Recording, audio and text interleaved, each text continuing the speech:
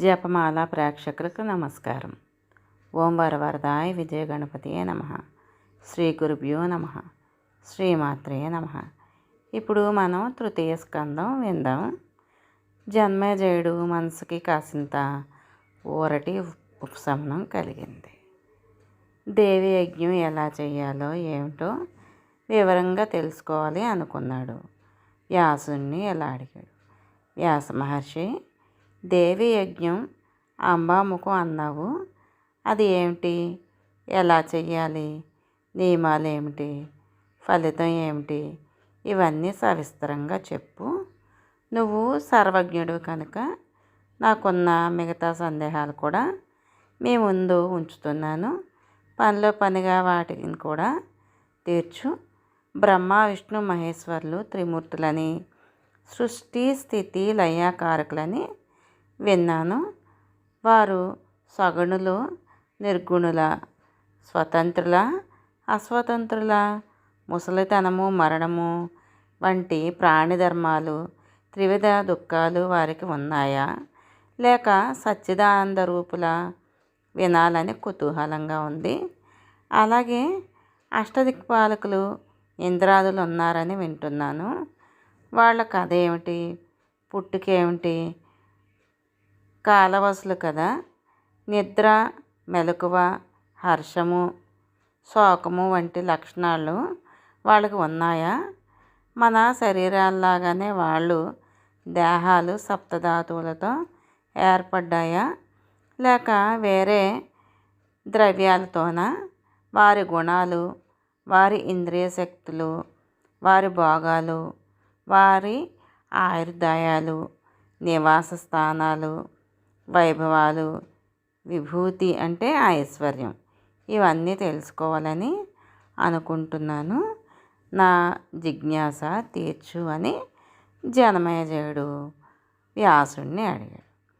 జనమేజయ, చాలా గడ్డు ప్రశ్నలు వేశావు నువ్వు. వీటికి సమాధానం చెప్పడం ఏమీ తేలిక కాదు.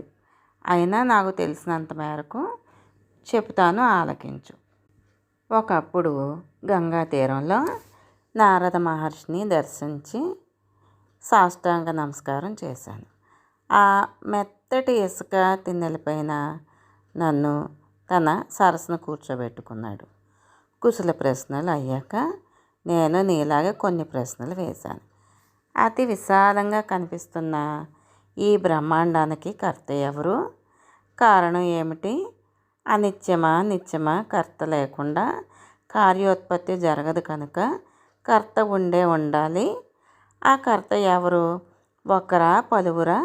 మహర్షి సందేహాలు తెమలక మునిగి ఉక్కిరిబిక్కిరి అవుతున్నాను. తీర్చి నన్ను ఉద్ధరించండి అని ఎవరిని అడిగినా ఒక్కొక్కరు ఒక్కొక్క రకంగా చెప్తున్నారు. శివుడని ఒకరు, విష్ణువని ఒకరు, బ్రహ్మదేవుడే అని ఇంకొకరు అంటున్నారు. వేదవేత్తలేమో సూర్యుడని చెప్పి ముప్పొద్దుల ఉపాసిస్తున్నారు. సరే, వరుణాది దిక్పాలకులను కర్తలుగా చెప్పేవారా ఉన్నారు. వినాయకుడు అనేవారు ఉన్నారు. వీరెవరో కానే కాదు. కర్తృత్వం అంతా ఆదిశక్తిదే. సర్వభూతాలకు, సకల దేవతలకు కన్నతల్లి ఆ ఆది మహామాయే అని నిర్ధారించి చెప్తున్న ఆచార్యులు అంటే గురువులు కూడా ఉన్నారు. ఈ ఆది పరాశక్తినే వైష్ణవి, శాకాంబరి, బ్రహ్మి, వాసవి, వారుణి, వారాహి, నారసింహి, మహాలక్ష్మి అనే నామధేయాలతో చెప్తున్నారు. ఇంకొందరేమో బ్రహ్మ పదార్థాది నిధి కర్తృత్వం అంటారు. ఆకాశం నుంచి ఊడిపడింది ఈ బ్రహ్మాండానికి కర్తే లేడు.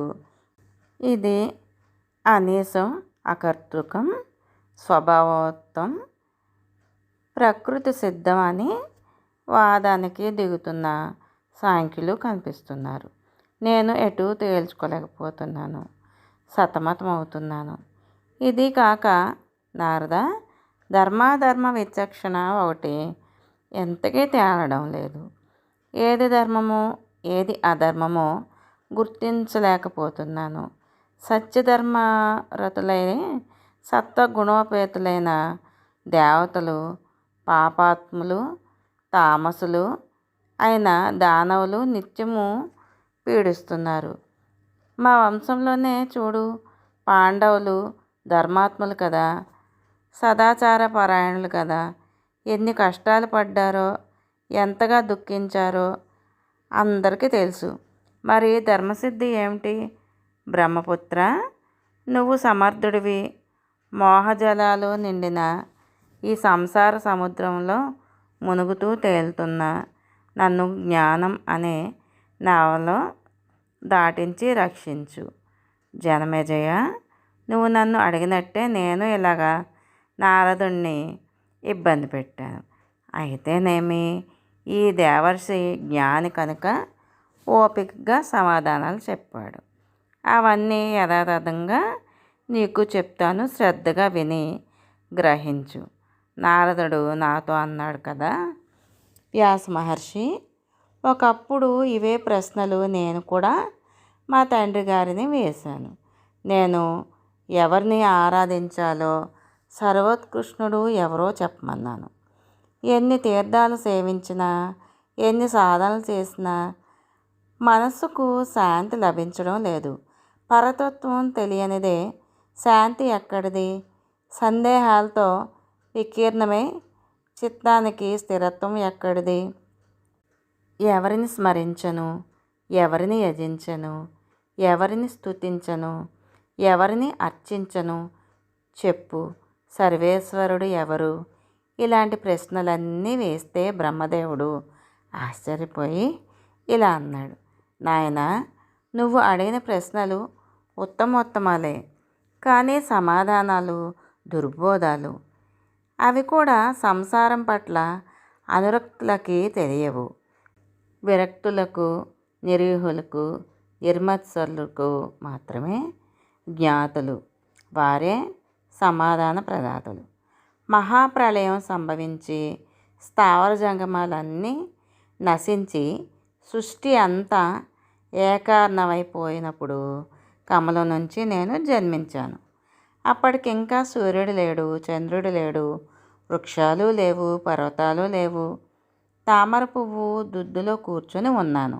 ఒంటరిగా ఆలోచించాను. అంతా జలమయం అయిపోయిన ఈ సమయంలో నేను ఎలా, ఎందుకు జన్మించాను? నాకు రక్షకుడు ఎవరు? కర్త ఎవరు? సంహర్త ఎవరు? ఈ జలం అంతా దేని మీద ఆధారపడి ఉంది? భూమి అందామా అంటే అది ఎక్కడా కనిపించలేదు. పోనీ నేను కూర్చున్న ఈ పంజకం సంగతి ఏమిటి? యోగరూఢమైన పదం కదా, ఉత్పత్తి కుదిరి ఒక అర్థంలో స్థిరపడిన పదం. మరి పంకం, బురద ఏది? వెతుకుదాం, దీని మూలం పట్టుకుందాం అనిపించింది. బహుశా అది భూమి కూడా కనిపించవచ్చుననిపించింది. నీటిలోకి దిగాను. వెదికాను, 1000 సంవత్సరాలు వెదికాను. భూమి లేదు, మొదలు లేదు, ఏమీ కనిపించలేదు. కానీ ఆకాశం నుంచి తప అంటే తపస్సు చెయ్యి అంటూ అశరీరవాణి ఒకటి వినిపించింది. అలాగేనని పద్మంలో కూర్చొని 1000 ఏళ్ళు తపస్సు చేశాను. అప్పుడు అశరీరవాణి మళ్ళీ వినిపించింది. సృజ అంటే సృష్టించు అంది.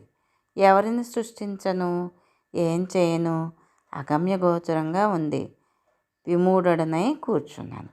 అంతలో మధుకైటబులనే రాక్షసులు 2 వచ్చారు. యుద్ధానికి రమ్మంటూ నన్ను భయపెట్టారు. అప్పుడు తామర పువ్వులో కాడలో నుంచి కిందికి నీటిలోకి దిగాను. చాలా లోతుగా దిగాను. అక్కడ ఒక అద్భుత పురుషుడు కనిపించాడు. నీలమేఘశ్యాముడు, పీతాంబరుడు, చతుర్భుజుడు, వనమాలి, శేషసాయి. ఆ జగన్నాథుడు శంఖచక్ర గదా పద్మధారి మహావిష్ణువును దర్శించాను.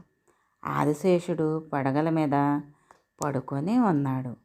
యోగ నిద్రలో అవిసంధుడుగా ఉన్నాడు. ఏం చేయాలో తోచలేదు. అప్పుడు నిద్రా స్వరూపిణి అయిన దేవిని స్మరించాను. స్తుతించాను. విష్ణుమూర్తి శరీరం నుంచి వెలువడి బయటకు వచ్చి నిద్రాదేవి ఆకాశంలో నిలబడింది. జనార్దనుడు మేలుకొన్నాడు. మధుకైటవులతో 5000 సంవత్సరాలు యుద్ధం చేశాడు. తన తొడలను విశాలంగా పెంపొందించి వాటి మీద ఆ రాక్షసులను ఖండించాడు. సరిగ్గా అదే సమయానికి రుద్రుడు వచ్చాడు. ముగ్గురం కలిసి దేవిని స్తుతించాం. జగదంబ సంతోషించింది. పావనమైన కృపా విలోకనాలను మా పైకి ప్రసరింపచేసింది. అంబ పలికింది, బ్రహ్మ విష్ణు మహేశ్వర్లారా, మీ విధులను మీరు జాగరూకులై నిర్వర్తించండి. మధుకైటవులు నిహతులయ్యారు కాబట్టి సుఖంగా గృహాలు నిర్మించుకొని నిర్భయంగా నివసించండి. బ్రహ్మ 4 విధాల సృష్టిని నిర్వహించు మృదువుగా చెప్పింది. సుకుమారంగా ఆజ్ఞాపించింది. విన్నాను. అప్పుడు అన్నాను కదా, అంబ, అశక్తులం, ప్రజలను ఎలా సృష్టించగలం? ఎక్కడా నేల కనిపించడం లేదు, అంతటా జలమే. నీ ఆజ్ఞను నెరవేర్చేది ఎలాగా? పంచభూతాలు లేవు, ఇంద్రియాలు లేవు, పంచతన్మాత్రలు లేవు, నీరు తప్ప ఏమీ లేదాయే, ఎలా అన్నాం. మా మాటలకు జగదంబిక చిన్నగా నవ్వి, అంతలోకి ఒక శుభ విమానం ఆకాశం నుంచి వేగంగా వచ్చి ఆగింది. త్రిమూర్తులారా, మీకు అద్భుతం చూపిస్తాను, రండి, విమానం ఎక్కండి అని ఆజ్ఞాపించింది. ఓం అని మేము ముగ్గురం అద్రోహించాం. ఓం అనే అంగీకార సూచకం, అలాగే అనడానికి పర్యాయపదం. అది రత్నాలంకృతమైన దివ్య విమానం. ముత్యాల దండలు వేలాడుతున్నాయి. దేవమందిరంలాగా ఉంది. చిరుగంటలు చప్పుడు ఇంపుగా వినపడుతుంది. ముగ్గురం నిస్సంకగా కూర్చున్నాం. జగన్మాత స్వశక్తితో మళ్ళీ ఆకాశంలోకి నడిపించింది. త్రిమూర్తులు సర్వలోక సందర్శనం విందాం. విమానం వేగంగా దూసుకుపోతుంది. ఒక ప్రదేశంలోకి వెళ్ళేసరికి ఆశ్చర్యం వేసింది. అక్కడ నీళ్లు కనిపించలేదు.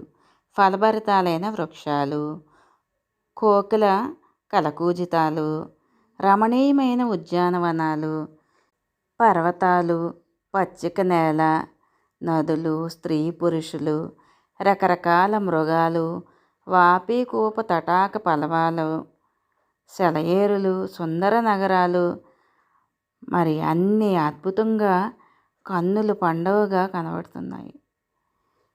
విమానం వెడుతోంది. ఎట్ట ఎదుట సుందర నగరం, దివ్య ప్రాకారం, బారులు తీర్చిన బంగారు లోగిళ్ళు, లోగిళ్లలో యజ్ఞశాలలు. ఆ పట్టణాన్ని చూస్తూనే గుర్తించాం, అది స్వర్గమని. ఎవరు నిర్మించారో కదా, ఇంత అబ్బురంగా ఉంది అనుకున్నాం. ఇంకొంచెం ముందుకు చూపు సారించాం. దివ్య తేజస్ సంపన్నుడై వేటతో వినోదిస్తున్న ఒక భూపాలుడు కనిపించాడు. మరు క్షణంలోనే విమానం మరొక దిశగా నడిచింది. అక్కడ నందనవనం కనిపించింది. అందులో గుమగుమలాడుతోంది పారిజాత వృక్షం. దాని నీడలో 4 దంతాలు ఉన్న ఐరావతం. వనమంతా అప్సరసలు గుంపులు గుంపులుగా క్రీడిస్తున్నారు. నృత్య సంగీతాలు కోలాహలంగా సాగుతున్నాయి. గంధర్వులు, యక్షులు, విద్యాధరులు వందలు ఆ మందార వనంలో ఆడుకుంటున్నారు, పాడుకుంటున్నారు, ఆనందిస్తున్నారు. పౌలోమి అంటే శచీదేవి, సహితుడైన దేవేంద్రుడు అక్కడే వినోదిస్తున్నాడు. యమ, కుబేర, వరుణ, సూర్యదేవతలు కనిపించారు. సంతోషం. త్రివిష్టాపాన్ని చూసి త్రిమూర్తులం ఎంతో అబ్బురపడ్డాం. విమానం ఇంకా పైకి ఎగిరింది. మునుముందుకు సాగింది. బ్రహ్మలోకం చేరుకుంది. అక్కడ మరొక బ్రహ్మ చూసి శివకేశవులు ఇస్తుపోయారు. బ్రహ్మసభలో సకల వేదాలు, సకల శాస్త్రాలు వేదాంగ సాకారంగా దర్శనమిచ్చాయి. సాగర నదీ పర్వత దేవతలు అక్కడే ఉన్నాయి. ఈ చతుర్ముఖుడు అచ్చం నీలాగే ఉన్నాడు. ఎవరు అయ్యా ఇతనికి శివకేశవులను నన్ను అడిగారు. ఏమో తెలియదన్నాను. నేనెవరిని? ఈయన ఎవరు? నాకు ఈ భ్రమ ఏంటి? అంతా అగమ్యగోచరం. మరుక్షణంలో విమానం కైలాసం శిఖరం మీద ఉంది. అక్కడ అంతటా ప్రమదులు, యక్షులు కిటకిటలాడుతున్నారు. మందార వనాల్లో కీర కోకిల మంజునాదాలు మారుమ్రోగుతున్నాయి. వీణా మృదంగ నినాదాలు మిన్నుముడుతున్నాయి. అంతలోకి వృషభారూఢుడై త్రిలోచనుడు శంభుడు భవనం నుంచి ఇవతలకు వచ్చాడు.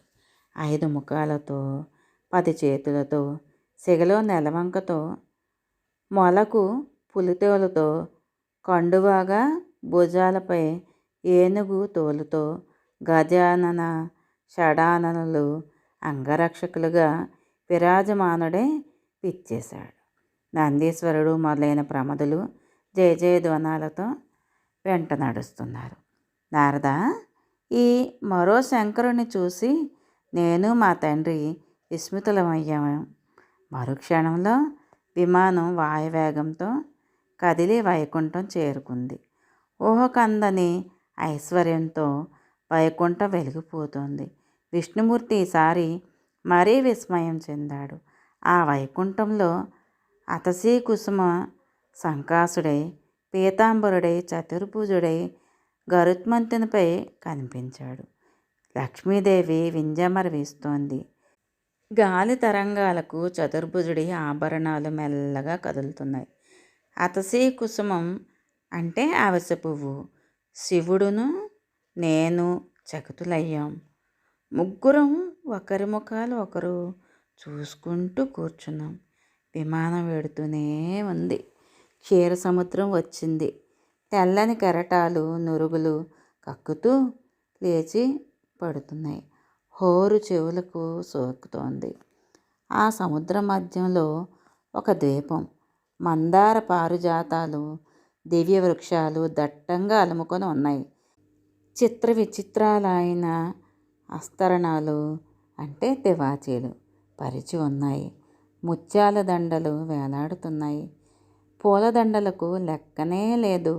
అశోక వకుళ వృక్షాలు, మొగలి పొదలు, సంపెంగ పొదలు పరిమళాలను వెదజల్లుతూ ఉన్నాయి. కోకిలల కూతలు, తుమ్మెదల ఝూంకారాలు శృతిపక్వంగా వినిపిస్తున్నాయి. దేవి దర్శనం విందాం. ఆ ద్వీపంలో ఒక పర్యంకంగా ఉంది. అది శివాకారంలో ఉంది. అంతటా రత్నాలు పొదిగి ఉన్నాయి. విమానం నుంచి చూస్తుంటే ఒక ఇంద్రచాపం అక్కడ విరిసిల్లినట్లు అనిపించింది. కానీ కాదు. ఆ పర్యంకానికే హరివిల్లు అలంకరించబడి ఉంది. దాని మీద ఒక వరాంగన కూర్చొని ఉంది. ఆ స్త్రీమూర్తి ఎర్రని వస్త్రాలు ధరించింది. ఎర్రని పూలమాలలు వేసుకుంది. ఎర్ర చందనం పులుముకుంది. కన్నులు ఎర్రగా విశాలంగా ఉన్నాయి. పెదవులు ఎర్రటి కోటి మెరుపులను ఒకచోట గుమికూడి నిలిచినట్లు భావిస్తోంది. మా కన్నులు మిరుమిట్లు గొలిపాయి.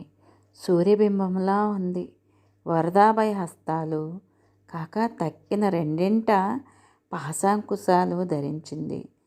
ఇంతకు ముందెప్పుడూ కూడా చూసి ఎరగం ఆ దివ్య సుందరమూర్తిని. చిరునవ్వులు చిందిస్తూ కూర్చుంది. హ్రీంకారాన్ని జపిస్తున్న పక్షి బృందాలు సేవిస్తున్నాయి. కరుణామూర్తి, నితాంతరుణి, నవయవ్వన కుమారి, శృంగారోచితమై సింగారాలు, తామర మొగ్గల వంటి వక్షోజాలు, శ్రీచక్ర తాటంకాలు, తామర పువ్వులు, మణిమయ భూషణాలు, కనకాంగద కేయూర కిరీట పరిశోభిత హృల్లేఖ భువనేసి అని నామజపం చేస్తూ సఖీ బృందం స్తుతిస్తోంది. అనంగ కుసుమాది దేవకన్యలు ఆమెను పరివేష్టించి ఉన్నారు. షట్కోణ యంత్రరాజం మీద కూర్చొని ఉంది ఆ తల్లి. మేము ముగ్గురం నివ్వెరపోయాం. బొమ్మల్లా నిలబడ్డాం. కన్నులు అప్పగించి చూస్తున్నాం. అప్సరస కాదు, గంధర్వాంగన కాదు. దేవతా వనిత కాదు కాదు. ఇంతకీ ఈ కాంత ఎవరు? పేరేమిటి? ఇక్కడ ఎందుకు ఉంది? ఇవి అన్నీ మాలో రేగుతున్న సందేహాలు. సహస్రనయన, సహస్రకర, సహస్రవదన. విష్ణుమూర్తి తనకున్న విజ్ఞానంతో ఒక నిశ్చయానికి వచ్చాడు. విమానంలో మాతో పాటు ఉన్న అంబతో అన్నాడు, ఈవిడ మాకందరికీ కారణభూతురాలైన మహాదేవి, మహావిద్య, మహామాయ, పూర్ణ ప్రకృతి, అవ్యయ, నాశం లేనిది, తరగనిది, మార్పు లేనిది, యోగగమ్య, అల్పబుద్ధులకు దుర్జయం, ఇచ్ఛారూపిణి, నిత్యస్వరూపిణి, అల్పభాగ్యులకు దురారాధ్య, దేవి విశ్వేశ్వరి, శివ వేదగర్భ, విశాలాక్షి, ఆదిమహేశ్వరి. ప్రళయకాలంలో సకల విశ్వాన్ని ఉపసంహరించి ఈమె ఒక్కతే ఒంటరిగా క్రీడిస్తుంది. సర్వజీవకోటి చిహ్నాలను తన శరీరంలో విలీనం చేసుకుంది. తానే క్రీడిస్తుంది. సర్వబీజమయి ఇరువైపులా కోటాను కోట్ల విభూతులు విరాజిల్లుతున్నాయి. సఖీ బృంద రూపంలో పరిచర్యలు చేస్తున్నారు. బ్రహ్మ శంకర దర్శించండి. మనం ధన్యులం, మనం కృతకృత్యులం. సాక్షాత్తు దర్శించగలుగుతున్నాము. వేల సంవత్సరాలుగా మనం చేస్తున్న తపస్సులకు ఫలితం ఇది. లేకపోతే మనకు ఈ దేవీ దర్శనం ఎలా సమకూరుతుంది? అసంభవం. మహాదాతలకు, మహాతపస్సులకు, మహాయోగులకు, మహావిరక్తులకే తప్ప సంసానురక్తులకు దేవీ దర్శనం లభించదు. ఈవిడ మూల ప్రకృతి, సదా పురుష సంగత. పరమాత్మకు బ్రహ్మాండం చూపిస్తుంది. బ్రహ్మాండము, దేవతలు సమస్తము దృశ్యమైతే ఈవిడ ద్రష్ట. నేను కానీ, లక్ష్మి కానీ, దేవతలు కానీ, దేవతా వనితలు కానీ ఈమెలో లక్ష్యాంశానికి కూడా సాటిరాము. విరించి ఆ వేళ ప్రళయ సముద్రంలో నన్ను పసివాణ్ణి చేసి ఉయ్యాలలూపిన మహాదేవి ఈమెయే. వటపత్రంలో శయనించి కాలి బొటనవేలిని చీకుతూ బాల్యక్రీడలతో వినోదిస్తున్నాను. నాకు జోలలు పాడి ఉయ్యాలలూపిన ఆదిపరాశక్తి నిశ్చయంగా ఈవిడే. దర్శనంతో జ్ఞానం కలిగింది. పూర్వానుభవంతో గుర్తు వచ్చింది. మన కన్నతల్లియే ఈమె. నారద, మా అందరిలో విష్ణుమూర్తి ముందుగా జగన్మాతను గుర్తుపట్టాడు. నిర్భయంగా సన్నిధికి వెడదాం, సాష్టాంగ పడదాం, పదాల చెంత నిలిచి స్తుతిద్దాం. పరిచారికలు కనుక మనల్ని లోపలికి వెళ్ళనివ్వకపోతే గుమ్మంలోనే నిలబడి స్తుతిద్దాం. నడవండి అన్నాడు. సరే అన్నాం. సంబరపడ్డాం. విమానం దిగి త్వరగా ద్వారం చేరుకున్నాం. జంకుతూ నిలబడ్డాం. మహాదేవి చూసింది, చిరునవ్వు విసిరింది. మేము ముగ్గురం స్త్రీలుగా మారిపోయాం. దివ్య సుందర రూపాలతో దివ్యాభరణ భూషితాలమైపోయాం. ఆశ్చర్యపడుతూనే సన్నిధికి చేరుకున్నాం. పాదాల చెంత నిలిచాం. ప్రేమ నిండిన చూపులను మాపై ప్రసరింపచేసింది. వినయంగా భక్తి ప్రపత్తులతో నమస్కారం చేశాం. ఒకరినొకరం వింతగా చూసుకుంటూ నిలబడ్డాం. నానారత్న విభూషితమై కోటి సూర్య ప్రతీకాశమైన దేవి పాదపీఠాన్ని తదేక దీక్షతో తిలకించాం. అమ్మవారిని పరివేష్టించి ఉన్న సఖీ జనంలో కొందరు రక్తాంబరధారిణులు, మరికొందరేమో నీలాంబరధారిణులు, ఇంకొందరు పీతాంబరాలు. అందరూ సౌందర్య రాసులే. వారి వస్త్రాలు, విభూషణాలు, కట్టు బొట్టు విచిత్రంగా ఉంది, వినూతనంగా ఉంది. కొందరు పాడుతున్నారు, కొందరు ఆడుతున్నారు, కొందరు నాదస్వరం వాయిద్యాలు ఊదుతున్నారు, మరికొందరు వీణలు పలికించిస్తున్నారు, గానమాధుర్యంలో పరవశిస్తున్నారు. నారద, అక్కడ ఒక అద్భుతం కనిపించింది. చెప్తున్నా, మనసు పెట్టి ఆలకించు. దేవి పాదపీఠం తిలకిస్తూ నిలబడ్డాం కదా, మా చూపులు దేవీ పాద పద్మాలపైకి ప్రసరించాయి. బొటనవేలు గోరు ఒక అద్దంలా తళతళలాడింది. చూద్దాం కదా, స్థావర జంగమాత్మకమైన బ్రహ్మాండం అంతా ఆ నఖదర్పణంలో కనిపించింది.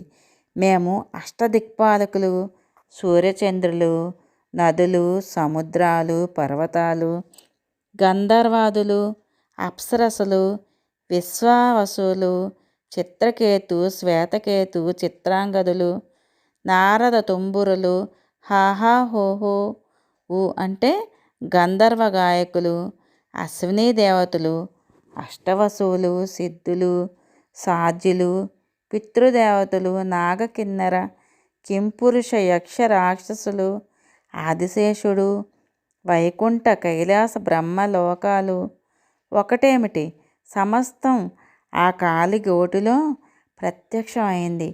నా పుట్టిల్లు పద్మము, దానిలో నేను శేషసాయి. మధుకైటబులు అందరూ కనిపించారు. ముగ్గురం ఆశ్చర్యపోయాం. ఏమిటి వింత అనుకున్నాం. విశ్వమాతగా విశ్వసించాం. అలా చూస్తుండగానే 100 సంవత్సరాలు గడిచిపోయాయి. ఆ సుధామయద్వీపంలో దేవతాంగనలందరూ మమ్మల్ని తమ ఇష్టసఖులుగా పరిగణించారు. మా రూపం, మా సౌందర్యం మాకే విమోహకంగా కనిపించింది. సంబరపడ్డాం. అందమైన భావనలు మా మనసులో చిగురించాయి. యువతీ రూపంలో ఉన్న విష్ణుమూర్తి ఒకరోజు అమ్మవారిని అద్భుతంగా స్తుతించాడు. శ్రీమాత్రే నమః. మిగతాది వచ్చే భాగంలో విందాం. త్రిమూర్తికృత